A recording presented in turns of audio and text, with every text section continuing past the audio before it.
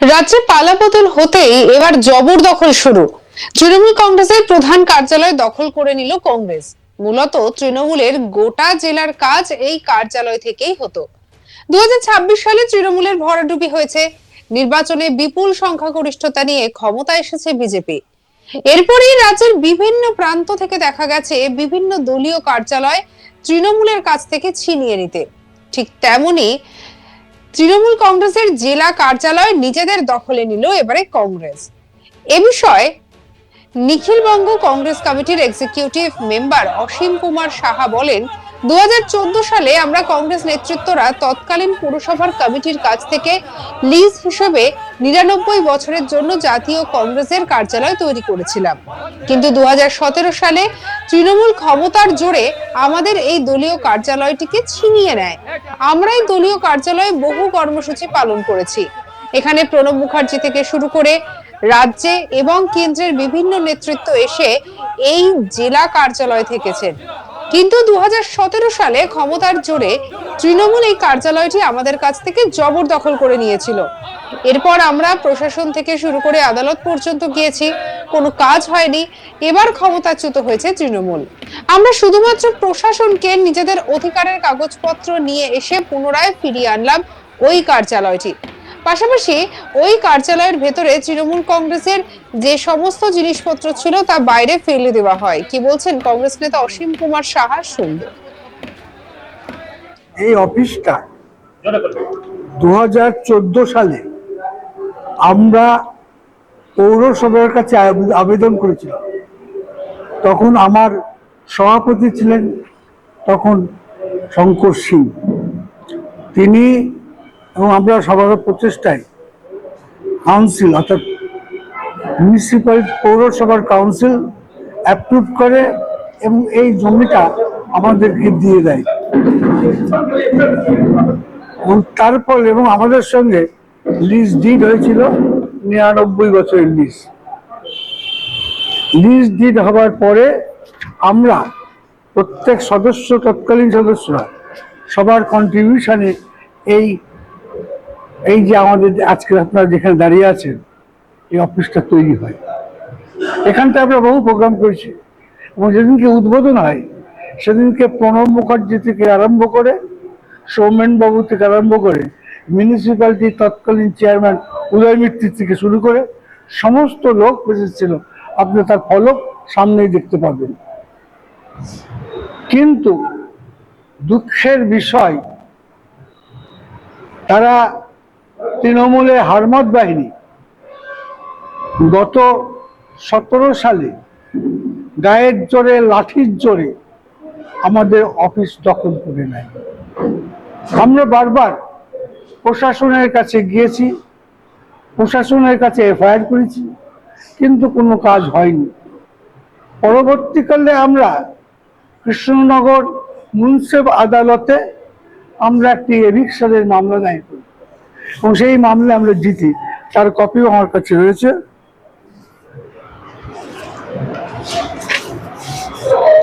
এইটা সেই কপি। এটা 23 সালে এটা জাজমেন্ট হয়েছিল। 23 সালে এটা জাজমেন্ট হয় এবং জাজমেন্টে আমাদেরকে ফুল ডিগ্রি দেওয়া হয় এবং ওদেরকে এভিকশন করার নোটিশও করে দেওয়া হয়। কিন্তু বুঝতেই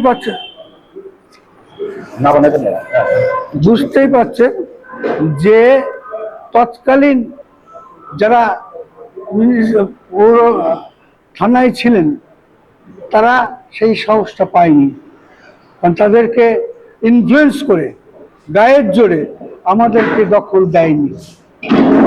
আজকে অন্যায়টা করেছিল ওরা, সেই অন্যায়ের জন্যই আজকে আমার নদিয়া জেলার সমস্ত স্তরের কংগ্রেসি ভাইয়েরা আমরা একসঙ্গে বসে স্থিরকৃত করেছি আমার জমি আমরা পুনরুদ্ধার করব। সেই জন্যই আজকে আমরা সকল জায়গা থেকে কয়েকশো লোক এসছে দলবদ্ধ, এই গরমের দেশেও তারা দখল নিয়েছে।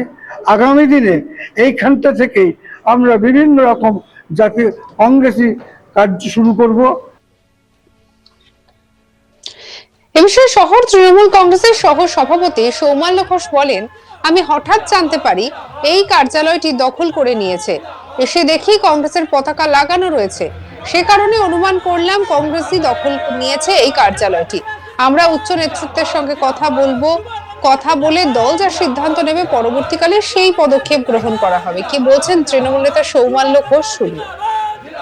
আমরা জবে থেকে দল করে এসেছি, এই অফিসটা তৃণমূলই করে এসেছি, তৃণমূলের সাথেই আছি, তৃণমূলই করি।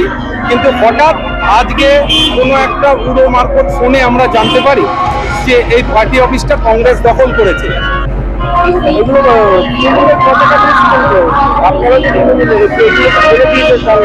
হ্যাঁ, আপনাদের জেলা এখন আমাদের তো ওয়ার্ড অফিস আছে, সেই ওয়ার্ড অফিসে রেখে দেবো। আমি আধ ঘন্টা 40 মিনিট আগে শুনি কংগ্রেসে আমাদের দলীয় পার্টি অফিস কংগ্রেসের পতাকা উঠছে। তখন আমাদের সবাই ফোন টোন করে, কৃষ্ণনগরে যারা আছেন, আমরা তখন আসি, আমি এসেছি, এসে দেখতে পাই কংগ্রেসের পতাকা, আপনিও দেখতে পাচ্ছেন। তারপর অনেকে আমাকে বলেন যে না, আমরা এই ধরনের যারা আছেন, কংগ্রেসের যারা নেতৃত্ব আছে তারা কোনো রকম জানে না ব্যাপারটা।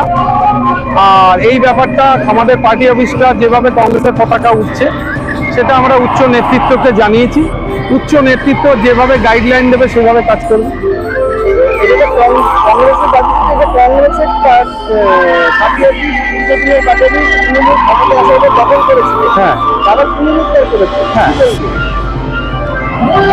সেই ব্যাপারটা তো আমি জানি না, এর দলিল কি আছে, এর পর্চা কি আছে, আমি বলতে পারবো না। সেটা উচ্চ নেতৃত্ব, আরো পুরনো যারা লিডার আছেন তারা বলতে পারবেন। সুতরাং তাদের কাছে আমি ফোন করে জানবো যেটা কি। আপনারা কি জানতে পেরেছেন?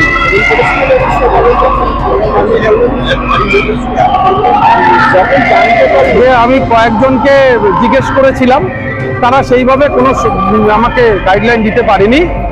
যারা কংগ্রেসের লিডারদের আমি উচ্চতরকে ফোন করেছিলাম, তারা বলেছিল যে আমি জানি না।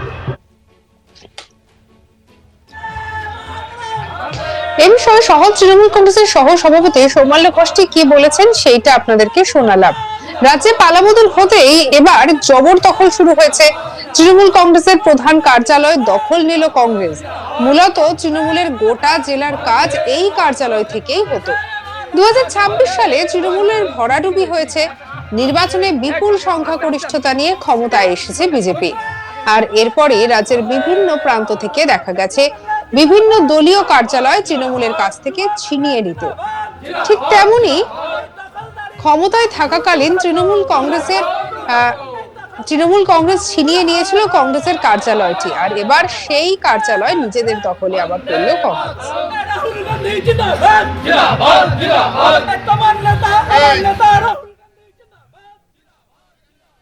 সঙ্গে রাখুন আজ তাক বাংলাকে। আপনার মতামত জানান কমেন্ট সেকশনে, সাবস্ক্রাইব করতে ভুলবেন না।